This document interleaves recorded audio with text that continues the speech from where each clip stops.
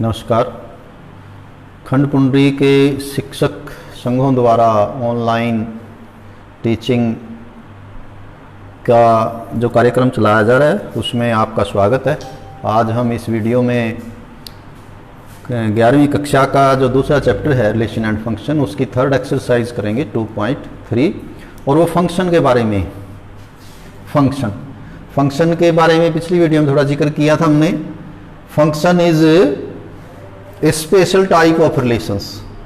Some specific relations are called functions. All relations are not functions. तो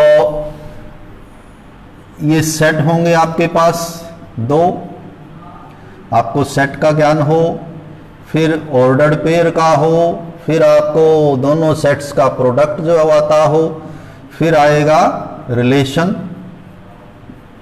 और relation के बाद आएगा फिर function.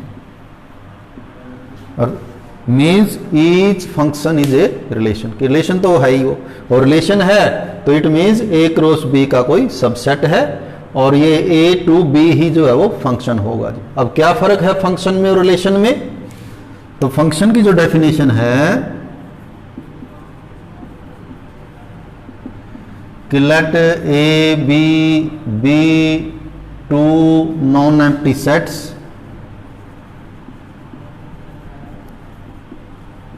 then function f from a to b is a rule or a relation. It is a rule or a relation such that for all x in a there is a unique y in b,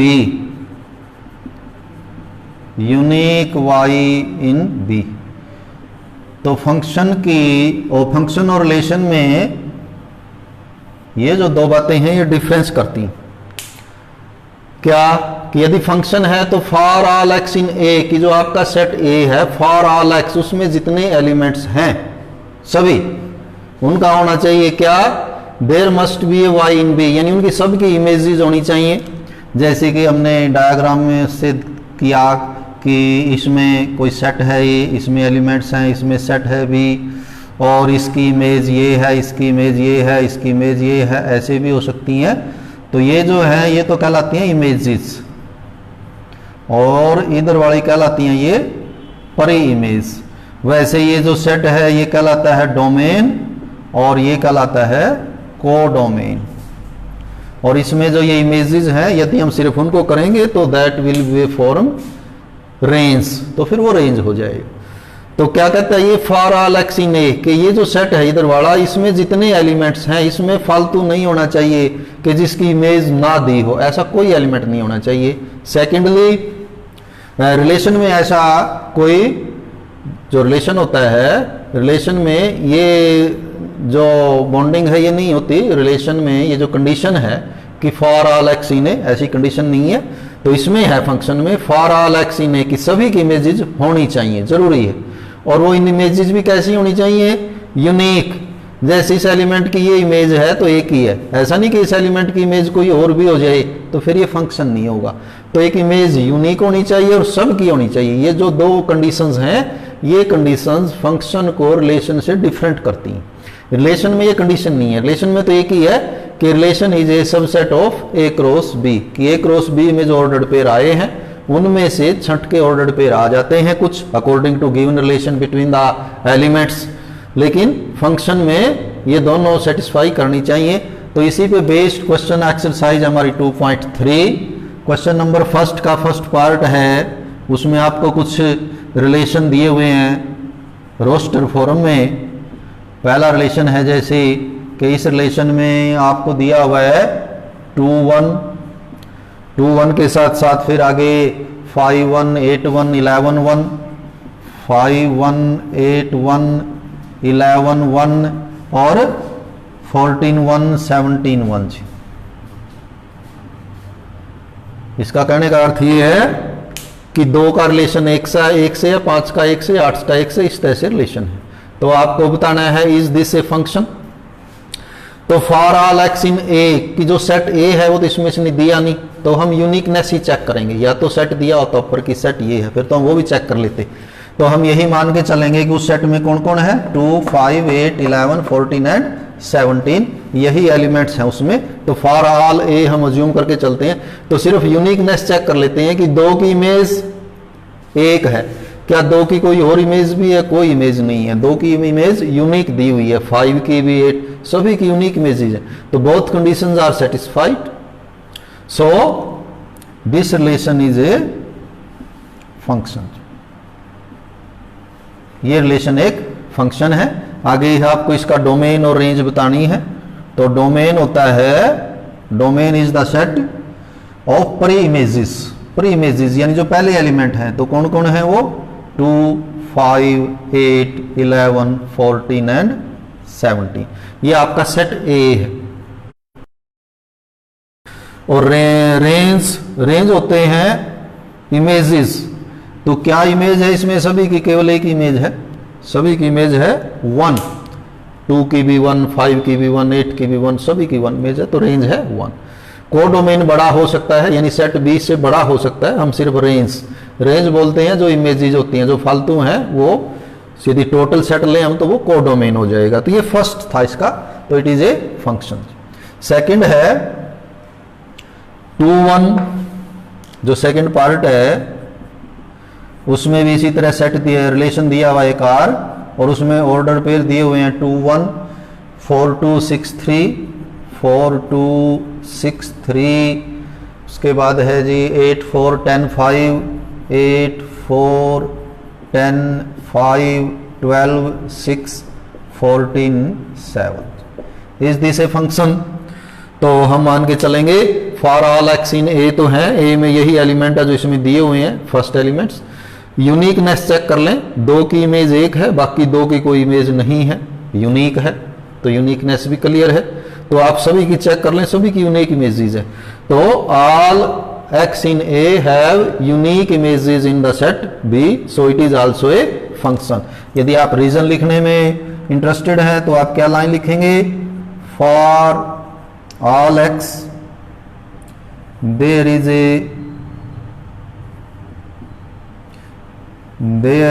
A unique y in codomain. बाकी आपका फिर domain इस, so it is a function, it is a function and domain of the function is set. तो domain में ये element लिख दें 2 4 6 8 14 तक, 2 4 6 8 10 12 एंड 14। और रेंज में जो है वो आप ये जो इनके सेकंड एलिमेंट है वो रेंज फॉर्म करेंगे, सेट की फॉर्म में लिखने हैं 1 2 3 4 अप टू 7। तो ये हो जाएगी इसकी रेंज। तो ये हमारा फर्स्ट का सेकंड पार्ट। थर्ड पार्ट है 1 3 1 5, एक रिलेशन दिया हुआ है, उसमें ऑर्डर्ड पेयर है 1 3 1 5 and 2 5। Is this a function? तो image of 1 is not unique, इसमें यूनिकनेस फेल होती है जी। Image of 1 is not unique. एक की 2 इमेजेस दी हुई हैं, एक का रिलेशन 3 से भी है, एक का रिलेशन 5 से भी, it means it is not a function. और जब फंक्शन ही नहीं है तो डोमेन और रेंज की हम बात क्या करेंगे इसकी। तो ये फर्स्ट क्वेश्चन था जिसमें हमें थोड़ा सा ये अंडरस्टैंडिंग चेक करने के लिए बनाया गया है कि रिलेशन में और फंक्शन में जो डिफरेंस है वो हम चेक कर पाएंगे। ये रिलेशन है, इसमें कोई दिक्कत नहीं है, 1 3 1 5 2 5, लेकिन ये फंक्शन नहीं है क्योंकि जो 1 की इमेजेज है वो डबल दे दी, इसमें ऐसा नहीं हो सकता, यूनिक इमेज होनी चाहिए तभी फंक्शन होगा। और ए सेट तो इसमें खैर इसने दिया नहीं था, सो वो जो एस्पेक्ट था हमारा फॉर ऑल एक्स इन ए वो इनमें कंसीडर नहीं किया गया। तो अब है सेकंड क्वेश्चन, उसमें है डोमेन और रेंज। फंक्शन आपको दिया हुआ है, तो डोमेन का मतलब होता है सिंपल भाषा में values of x which can be put in x for f(x) to be defined.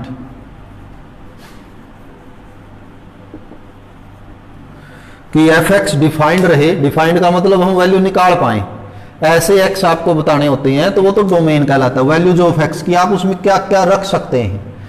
और रेंज होते हैं जी answers. After putting x what will come out.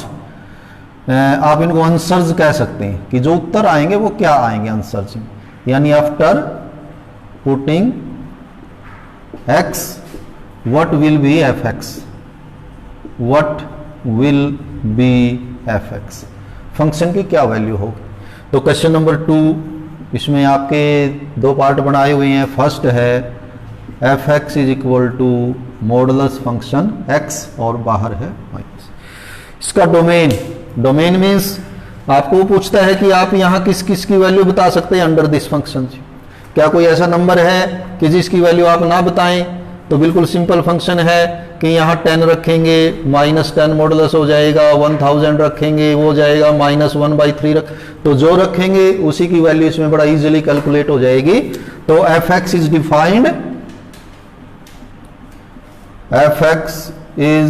Defined for all real numbers. कहीं भी कोई भी कहीं दिक्कत ही नहीं है जी, सभी रियल नंबर्स के लिए डिफाइंड है ये। So domain of this function will be equal to R means real number system जी, ऑल रियल नंबर्स। इसको रिलेशन से कंफ्यूज नहीं करना है। This means real number system या रियल नंबर्स का जो सेट है उसकी बात हम कर रहे हैं। ये तो हुआ डोमेन। और रेंज होता है आंसर्स कि उत्तर क्या आएंगे। तो आप सोच के देखिए, यहां x की वैल्यूज रख के देखिए और आंसर देखिए क्या आएंगे। तो क्या आंसर आएगा हमेशा? Always it will be a negative real number. यहां हम रखेंगे कोई नंबर, मॉडुलस क्या कर देगा? उसको पॉजिटिव कर देगा। आप 10 रखें आंसर 10 आएगा, -10 रखें तब भी 10 आएगा, लेकिन बाहर माइनस लगा हुआ है। तो क्या वैल्यूज आएंगी? f(x) विल बी ऑलवेज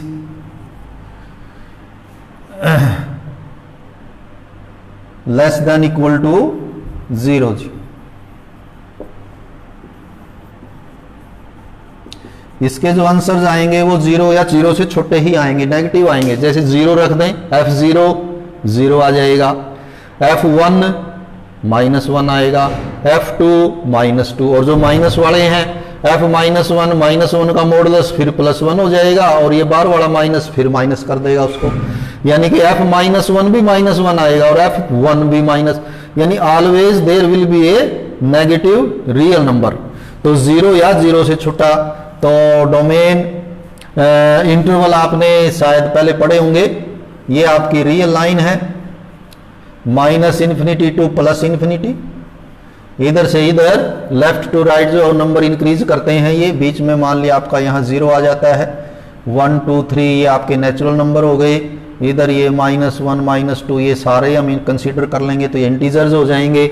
इनके बीच में रैशनल और इरेशनल आ जाएंगे। तो ये आपकी रियल लाइन है। इसमें रियल लाइन में यदि हमें ये लिखना हो 1 से लेके 4 तक के सभी नंबर, तो उनको इंटरवल में लिखा जाता है ऐसे 1 4।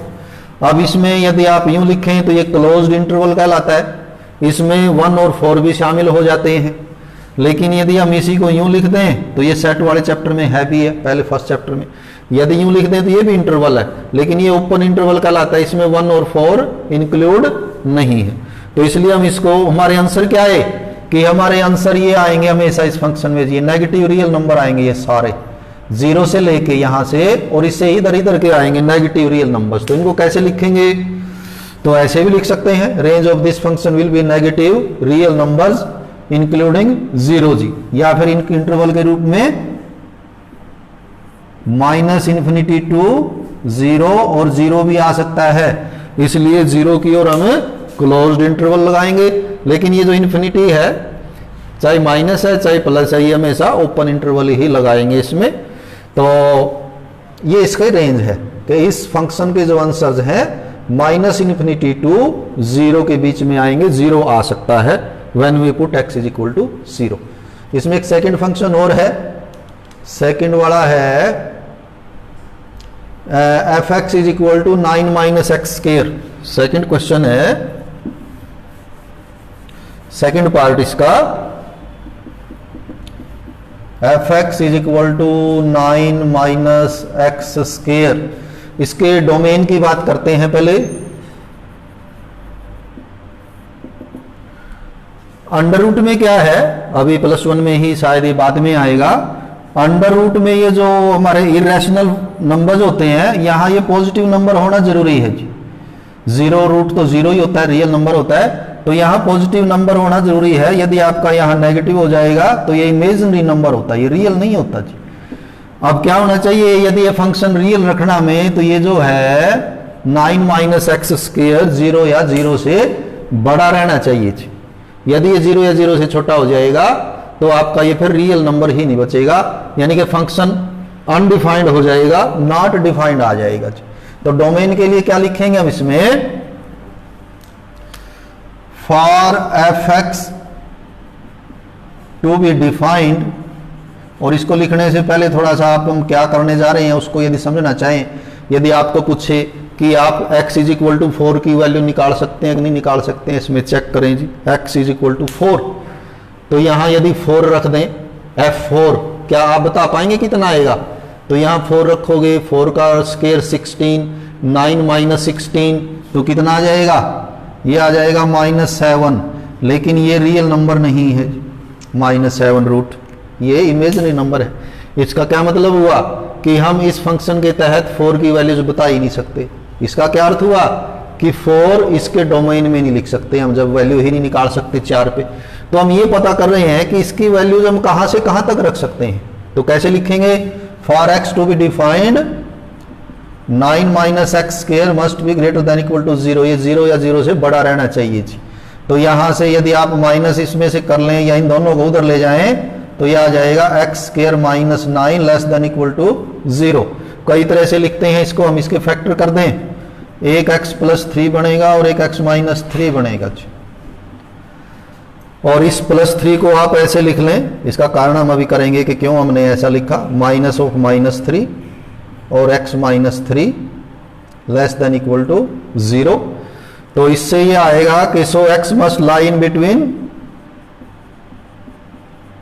-3 टू +3, कि x की वैल्यू, यदि आप इसकी वैल्यू 0 या 0 से छोटे का मतलब नेगेटिव करनी है, तो जो x है वो 3 या 3 के बीच में रखना पड़ेगा। मान ले 3 से बाहर चले गए, आप 4 रख दिया यहां, तो निकालियो 4 का स्क्वायर 16, 16 में से 9 गए 7, 7 तो पॉजिटिव होता है, लेस देन 0 तो नहीं होता।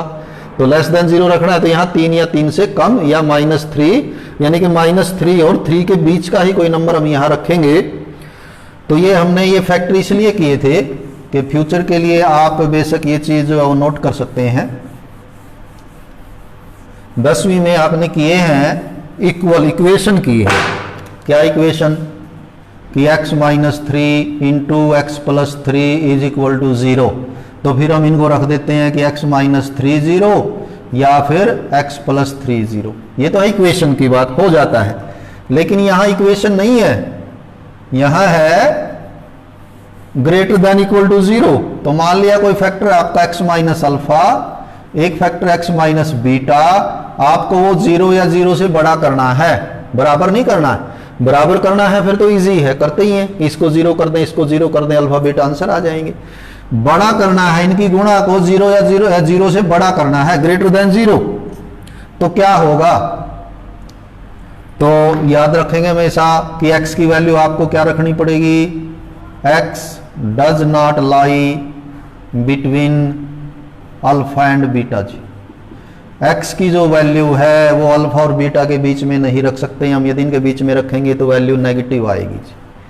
और इसका दूसरी फॉर्म ये बन जाएगी, यदि x माइनस अल्फा और x माइनस बीटा को आपको लेस देन 0 करना है, यानी इनकी गुणा को 0 से छोटा करना है, नेगेटिव करना है, तो क्या आंसर होता है इसका उल्टा, x lies between alpha and beta.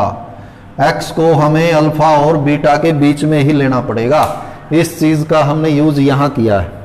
x plus 3 को क्या लिखा था हमने, x माइनस, ये अल्फा हो गया अब हमारा, ये माइनस करने के लिए ही हमने डबल माइनस किया क्योंकि यहाँ माइनस है दोनों में। तो अल्फा कितना हुआ हमारा -3, बीटा कितना हुआ +3। x की वैल्यू किसके बीच में होनी चाहिए, क्योंकि हमें यहाँ लेस देन 0 करनी थी, तो अल्फा और बीटा के बीच में होनी चाहिए।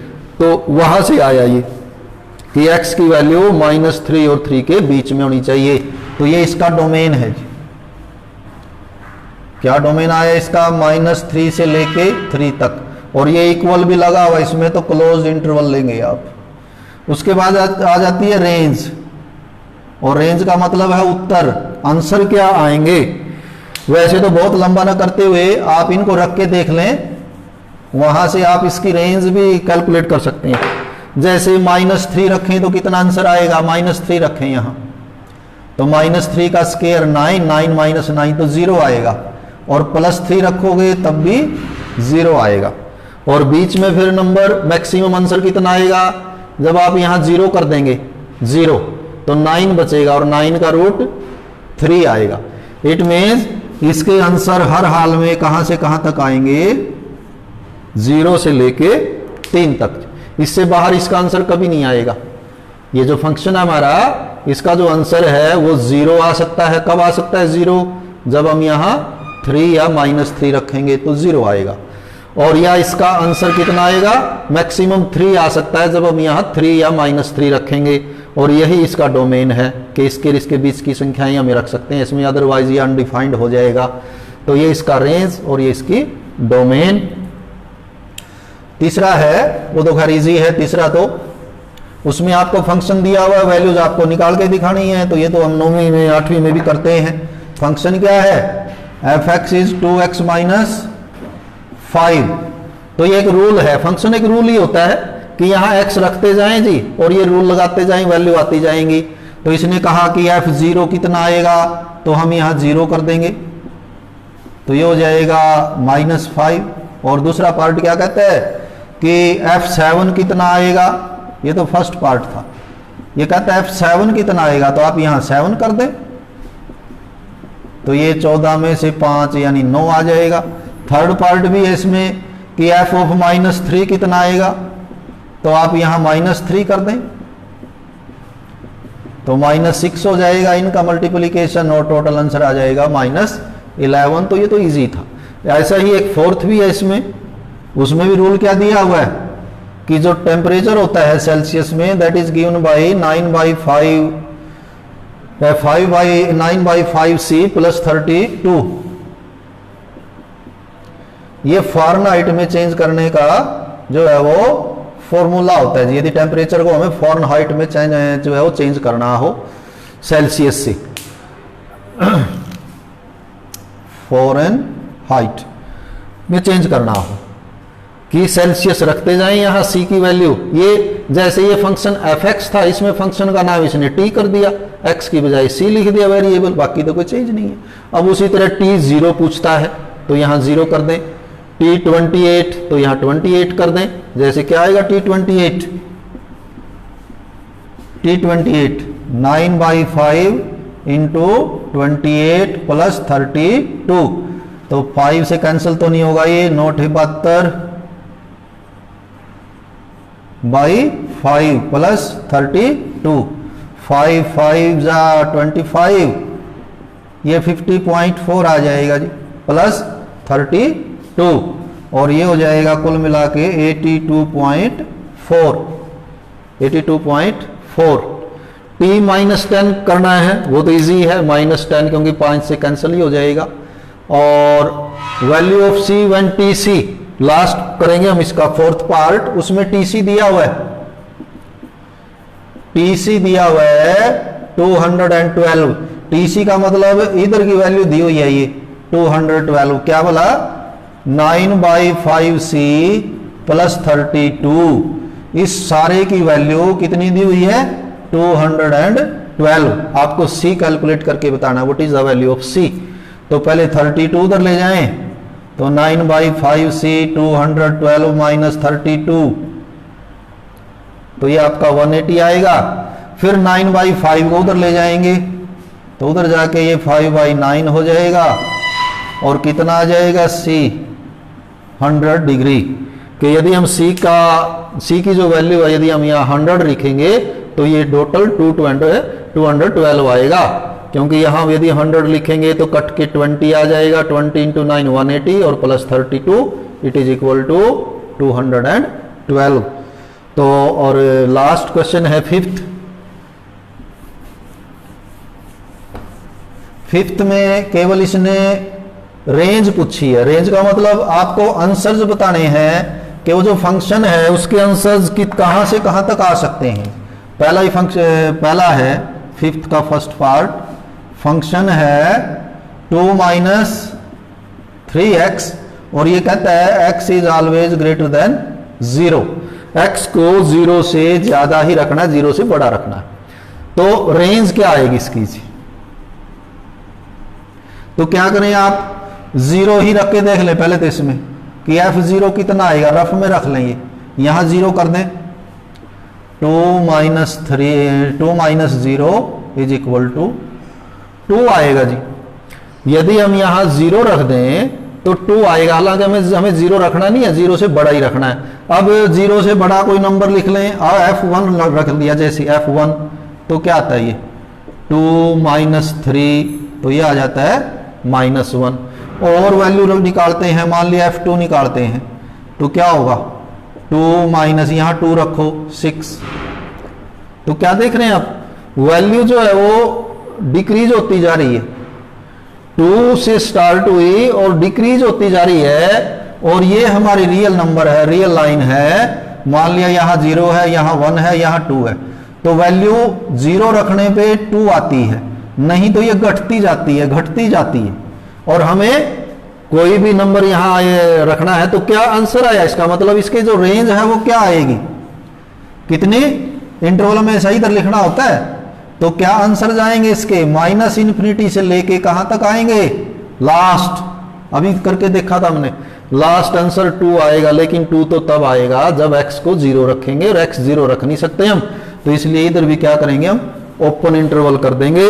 यदि ये इक्वल टू 0 होता तो फिर ये क्लोज हो जाता। तो ये इसका आंसर है जी, इसकी जो रेंज है वो -∞ to 2 होगी जी, मतलब इसके जो उत्तर है।